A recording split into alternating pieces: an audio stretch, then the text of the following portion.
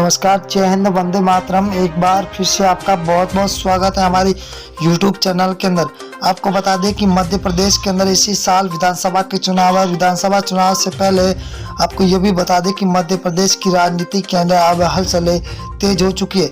यह भी सुनने में खबर आ रही है कि 230 सीटों पर अब की बार मध्य प्रदेश के अंदर त्रिकोणीय मुकाबला देखने को मिल सकता है। वही अगर बात करें हम ज्योतिरादित्य सिंधिया और कमलनाथ की, तो इनके बीच में अब की बार विधानसभा में कड़ी टक्कर देखने को मिल सकती है।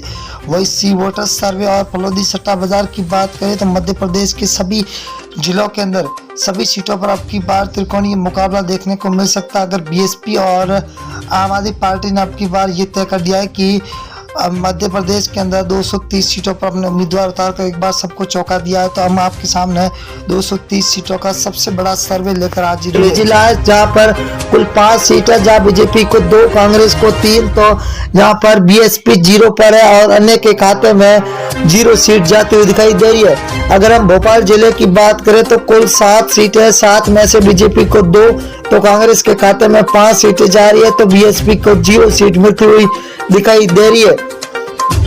धार जिला की बात करें तो धार जिले के अंदर कुल 7 सीटें, 7 में से बीजेपी को 4, कांग्रेस को 3 और बीएसपी को यहाँ पर 0 सीट मिलती हुई दिखाई दे रही है। सतानाथ जिले की बात करें तो कुल 7 सीटें, 7 में से बीजेपी को 3, कांग्रेस को 4 सीट और बीएसपी को 0 सीट मिलती हुई दिखाई दे रही है। अगर हम सीधी जिला की बात करें तो कुल 4 सीटें, 4 में से बीजेपी को 1 सीट मिल रही है।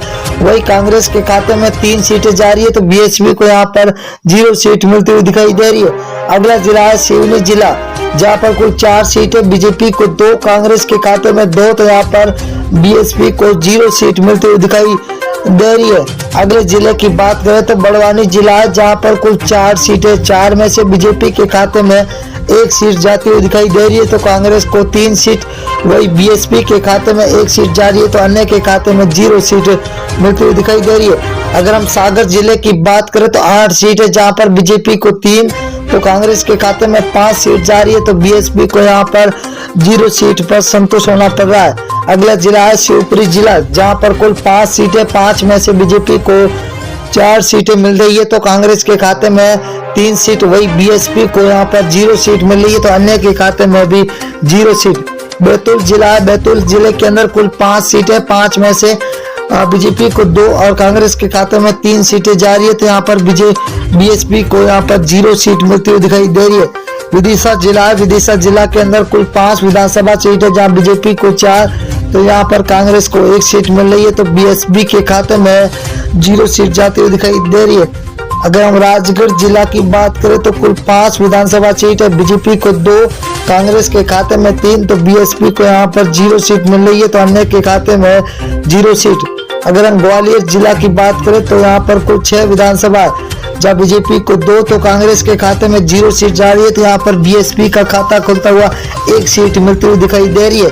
अगर हम देवारा जिला की बात करें तो देवारा के अंदर कुल 5 विधानसभा, जहाँ बीजेपी को 1, कांग्रेस को 4, तो बीएसपी के खाते में 0 सीट मिलती हुई दिखाई दे रही है, तो अन्य को यहाँ पर 0 मिलती हुई दिखाई दे रही है।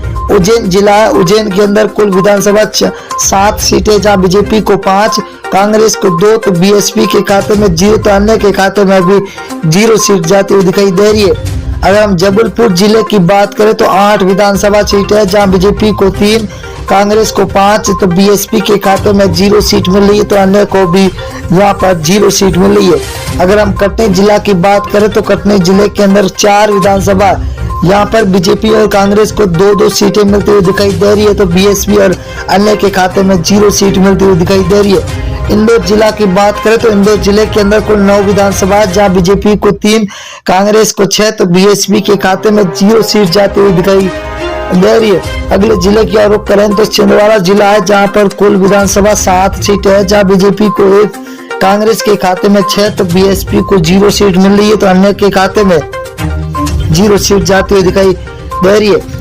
अगर हम सीहोर जिले की बात करें तो यहाँ पर कुल 4 विधानसभा, बीजेपी के 1 और कांग्रेस को 3 सीटें मिल रही है, तो बीएसपी के खाते में यहाँ पर 0 सीट मिलती हुई दिखाई दे रही है।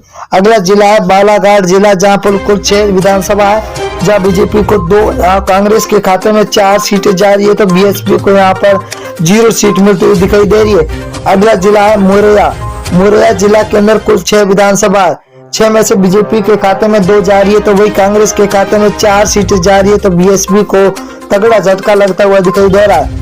अगर हम बात करें अगले जिले की और दोस्तों, तो बहुत ही बड़ा जिला आ चुका है, सततपुर है। सततपुर के अंदर 6 विधानसभा है, बीजेपी को 2, कांग्रेस को 4, तो बीएसपी को 0 सीट। रायसेन जिला है जहां पर कुल 4 विधानसभा है, बीजेपी को 1, कांग्रेस को 3, तो बीएसपी यहां पर 1 पर है। तो अन्य के